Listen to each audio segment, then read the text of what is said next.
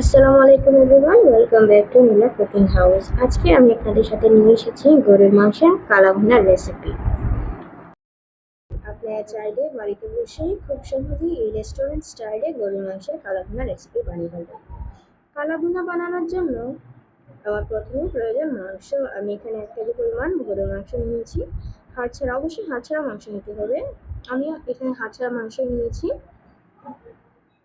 এবার মাংসগুলোকে ভালোভাবে ধুয়ে একটা হাঁড়িতে ঢেলে রেখে দিব। দুটো তেজপাতা দিলাম, পেঁয়াজ কুচি দিয়ে দিলাম আধা কাপ পরিমাণ। এতে আমি অ্যাড করবো আদা বাটা 1 টেবিল চামচ, রসুন বাটা 1 টেবিল চামচ, জিরা বাটা 1 টেবিল চামচ, গুঁড়া মরিচ 2 টেবিল চামচ, হলুদ গুঁড়ো 2 চা চামচের মতো। এবার স্বাদ মতো লবণ দিয়ে দেবো।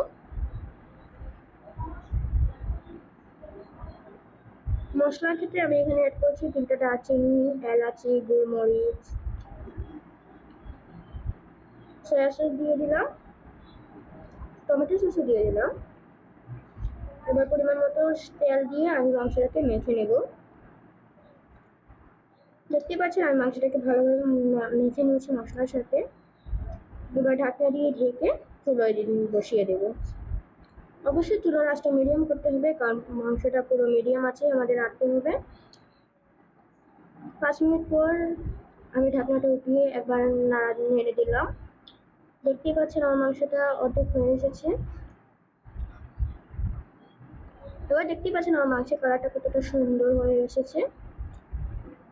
আমি চুলোর আগুনটা আরো কমিয়ে দিলাম। এবার একটা কড়াইয়ে পেঁয়াজ ভেজে নিব বেরেস্তা করার জন্য। আমি পেঁয়াজের বেরেস্তা করে নিয়েছি।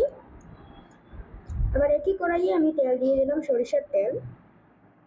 আর এদিকে আমার মাংস রান্না করে রাখা মাংসটা প্রায় একদম হয়ে গেছে, তৈরি হয়ে গেছে।